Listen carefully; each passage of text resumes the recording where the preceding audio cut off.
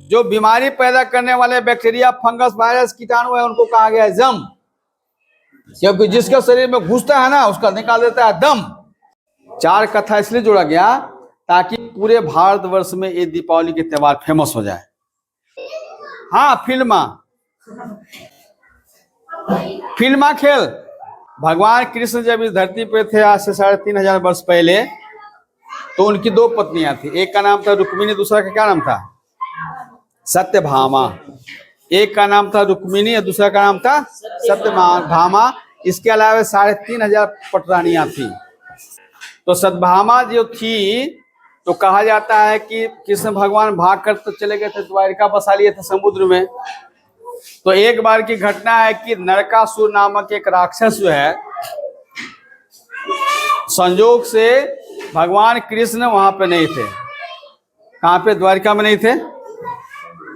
द्वारिका में भगवान कृष्ण नहीं थे। इसी अवसर का लाभ उठा करके नरकासुर अटैक किया, पूरे लाल लश्कर के साथ अटैक किया।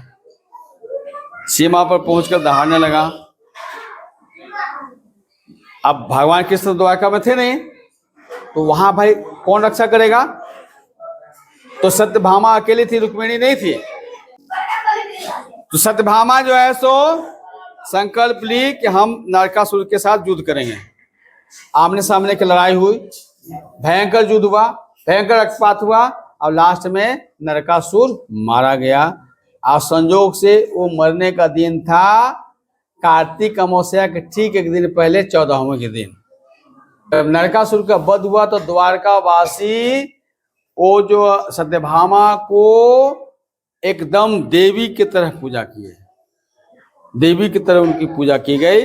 और उनके स्वागत में हर घर में एक एक दिया जलाया गया, बड़ा वाला ऐसा दिया जलाया गया। और वो घी के दिया, क्योंकि जब खुशियां मनाते हैं लोग तो घी के दिया जलाते हैं। इसलिए एक मुहावरा है ना, घी के दिए जलाना मतलब खुशियां मनाना। तो जब भी खुशियां मनाई जाती है तो लाइटिंग किया जाता है, घी का दिया जलाया जाता है। तो हर घर में घी का दिया जलाया गया। लक्ष्मी के रूप में सत्यभामा का वेलकम किया गया, स्वागत किया गया।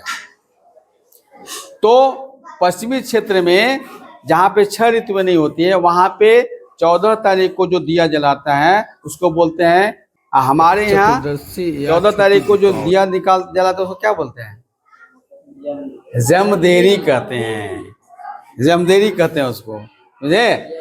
हाँ, तो जम कहा गया किसको? जो बीमारी पैदा करने वाले बैक्टीरिया, फंगस, वायरस, कीटाणु है उनको कहा गया है जम। क्योंकि जिसके शरीर में घुसता है ना उसका निकाल देता है दम, इसलिए उसका नाम हुआ जम। समझ गया? ये बात कोई नहीं बतावेगा। हाँ, जम क्यों करते कि जिसके अंदर घुस गया तो उसका निकाल देता है, इसलिए वो जम। आज जम जब घुसता है तो कोई आदमी मरना नहीं चाहता है, कोई आदमी मरना नहीं चाहता है। बूढ़ा से भी बूढ़ा आदमी रहेगा, कैंसर से भी पीड़ित, वो भी चाहता है कि हम नहीं मरे। लेकिन जम घुस जाता है तो कहता है कि तुमको मरना पड़ेगा। तो उसके अंदर से जो प्राण वायु है, प्राण को खींचता है, लेकिन प्राण को निकलने नहीं देता है। तब जबरदस्ती खींचता है कि ऊपर से ऑर्डर आ गया है, कोई सुनवाई नहीं है, मालिक का ऑर्डर है कि तुम्हारा प्राण को खींच लेना है। तो जब प्राण को खींचता है उसमें काफी कष्ट होता है। कहा जाता है मरने वाला व्यक्ति अगर कभी जिंदा हो गया तो पूछ लेना, उससे हम तो पूछे एक बार कि जिसमें प्राण निकलने लगता है, उस दिन बोल रहा था कि बबुआ अरे हम तो पहुंच के वहां से लियो हो, तो जमराज जब घुसलतु घींच लगलतु तो बड़ी इतना तकलीफ, इतना बुझाया कि पूरा देह में हजारों लाखों घाव हुआ है। कि बड़ा दिया में घी डाल करके या तेल डाल करके जला दिया जाता था बाहर, घर के बाहर, ताकि रात भर जलता रहे। घर के अंदर और चारों तरफ अंधेरा रहे। घर के अंदर जितने भी बच्चे खुचे हुए हैं, कीट पतंग है, बैक्टीरिया, फंगस है, वो सब निकल के उसमें झुलस करके मर जाए। वो ये जम का दिया। वहाँ पश्चिम भारत में क्या है, वहां पर 6 ऋतुएं होती नहीं है, तो जितना कीट पतंग यहाँ होते हैं उतना कीट पतंग वहां पर नहीं होते हैं। तो उनको क्या किया कि लक्ष्मी माता के स्वागत में वेलकम लक्ष्मी माता, उसको रात भर जलाया जाता है ताकि रात भर में लक्ष्मी माता खुश होकर के हमारे घर के अंदर प्रवेश कर जाए। और उसके ठीक दूसरा दिन 15 तारीख को कार्तिक अमावस्या के दिन पूरे क्षेत्र में दिया जलाया जाता है, हजारों की संख्या में। क्योंकि क्या माना जाता है कि लक्ष्मी माता हमारे घर में आकर वास कर गई है, बैठ गई हैं।